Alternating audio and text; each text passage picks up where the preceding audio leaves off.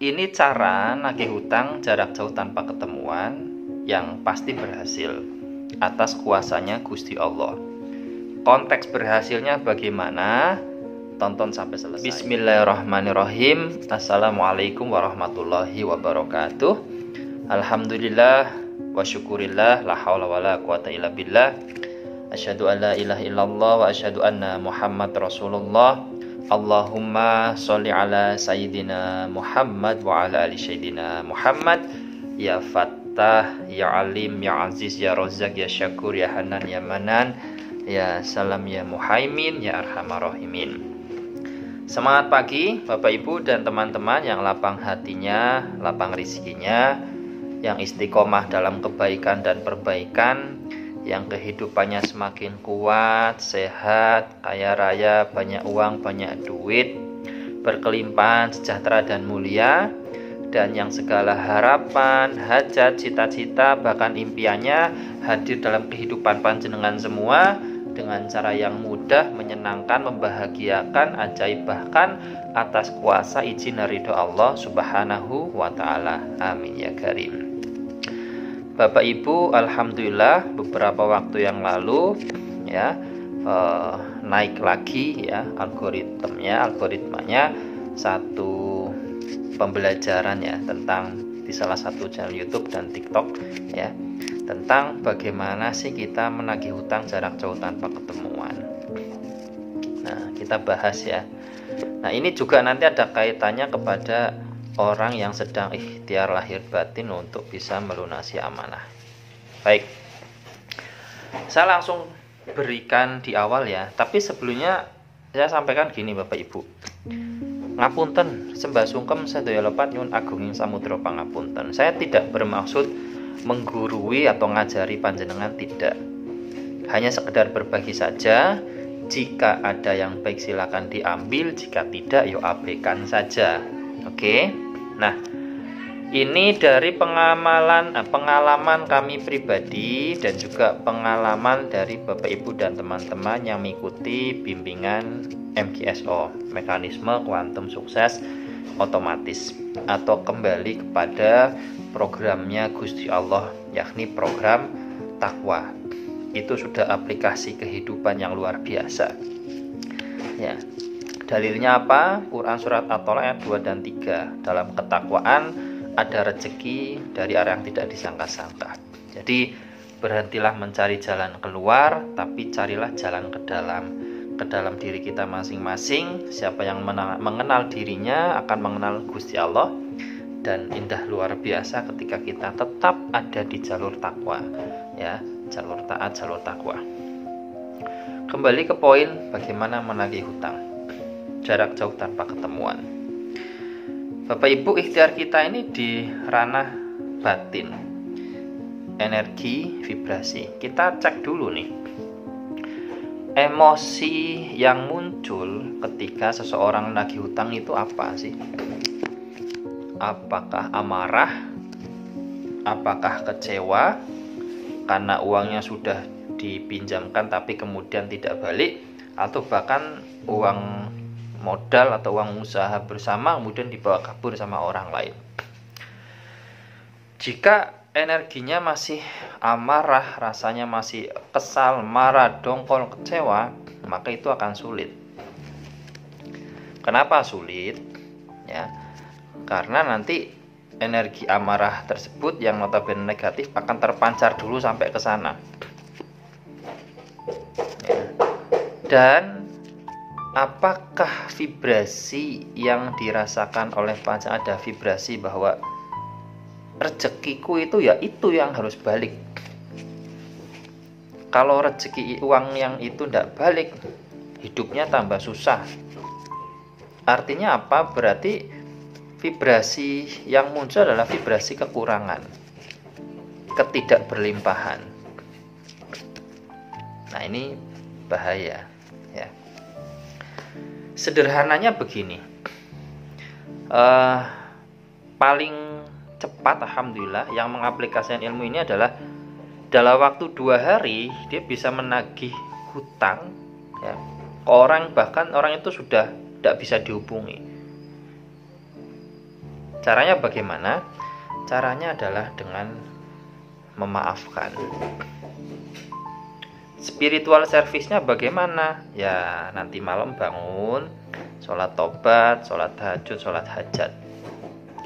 Sholat hajat ini pada saat sholat hajat rakaat pertama setelah Al-Fatihah baca Al-Kafirun, ya sebanyak 7 kali. Rakaat kedua setelah baca Al-Fatihah baca Al-Ikhlas 7 kali. Kemudian salam. Ya, setelah salam baca syahadat 1 kali, baca syahidul istighfar 7 kali, baca sholawat minimal 7 kali, dan membaca Quran surah Al-Fatihah. Ya, bisa 7 kali, bisa 21 kali, 41 kali, atau 313 kali. Ya, dengan tartil. Setiap 7 kali bacaan berdoa. Doanya apa? Minta kepada Allah, sebut namanya orang tersebut. Ya Allah, semoga si fulan, syukur-syukur ada binnya ya. Semoga si bin atau bintinya ya. Ya Allah, semoga ampuni dosa si fulan bin fulan. Jadi ada 3. Yang pertama minta ampunkan untuk si fulan bin fulan. Yang kedua mohon agar dibukakan, diberikan rezeki yang seluas-luasnya kepada si fulan bin fulan. Yang ketiga agar dimudahkan dalam segala urusan. Nah, pada saat bacaan Al-Fatihah, pada saat bacaan Ihdinas Shiratal Mustaqim, panjenengan betul-betul bisa diam sebentar ya, rasa ke dalam hati ya. Bebaskan emosi amarah kesal panjenengan kepada orang tersebut. Nah, setelah selesai ya, mungkin panjenengan baca 7 atau 21 atau 41 atau 313, kemudian panjenengan bayangkan seolah-olah si fulan ini duduk hadir di depan panjenengan. Ya, seperti itu. Kemudian secara ini ngobrol ya, secara virtual, anggap saja seperti itu, ngobrol. Makasih, misalkan namanya Yanto ya. Makasih Mas Yanto, panjenengan itu sahabat terbaikku, saudara terbaikku, saudara seiman, Masya Allah luar biasa. Panjenengan orang amanah yang pernah aku temui. Panjenengan luar biasa. Aku mencintaimu, aku menyayangimu, aku memaafkanmu. Masya Allah. Semoga keluarga panjenengan sehat selalu dan sebagainya. Bisa ya. Bebaskan diri dari melekatnya kita pada harapan atas piutang tersebut. Yang harus kembalilah. Kemudian jaga vibrasi berkelimpahan kita. Ngasah pikirannya itu gini. Kalau emang masih rezeki kita ya pasti balik. Kalau memang sudah bukan rezeki kita ya enggak balik. Bisa jadi memang ada kesalahan-kesalahan kita yang memang harus selesai dibayar di dunia ini. Mungkin ada hak orang yang terambil, ada kesalahan apa yang kita nggak tahu, dan memang uang itu harus keluar dengan cara seperti itu. Bahkan kan di Al-Quran juga ada, di hadisnya ada keutamaan orang yang memberikan kelonggaran kepada orang yang hutang, kemudian juga keutamaan kalau dibebaskan. Nanti ketemunya di akhirat, ceritanya nanti pahalanya yang kebaikan orang yang tidak bayar hutang itu nanti diberikan kepada orang yang berikan piutang. Yo, ikut di akhirat lah. Di dunia ini kita dapat nih yang sering dikatakan oleh guru-guru, surga di dunia itu apa? Kedamaian hati, jiwa, dan pikiran.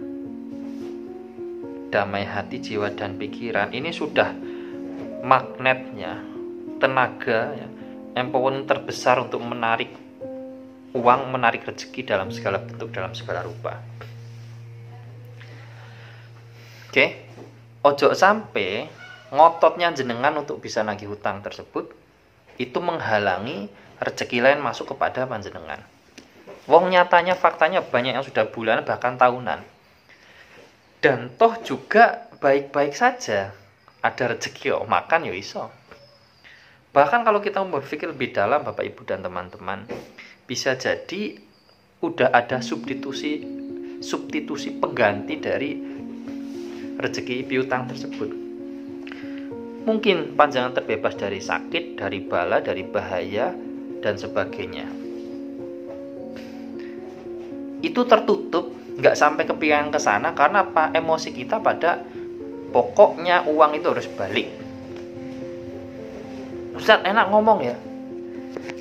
Saya juga dulu gitu, gara-gara uang 65 juta rupiah dibawa sama teman, emosi, marah, mangkal, itu malah menutup rezeki yang lain.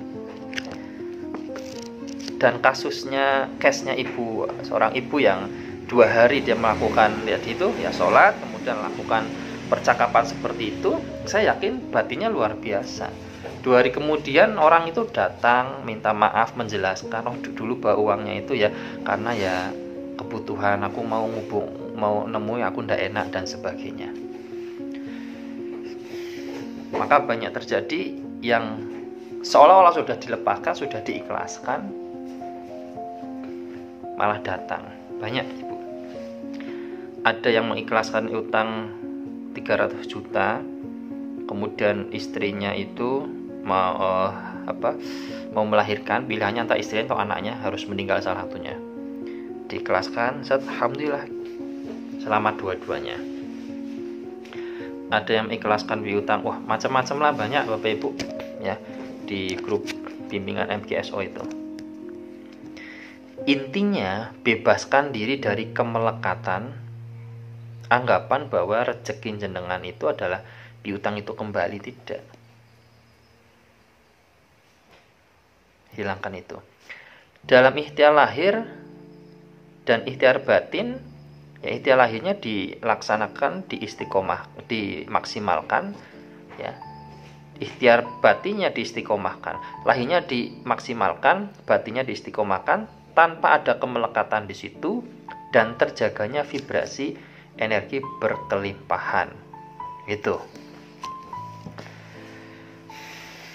Bacaan-bacaan tadi adalah kita memohon kepada Gusti Allah yang Maha Cinta Kasih, yang kuasanya bisa menembus hati, jiwa, dan pikiran orang.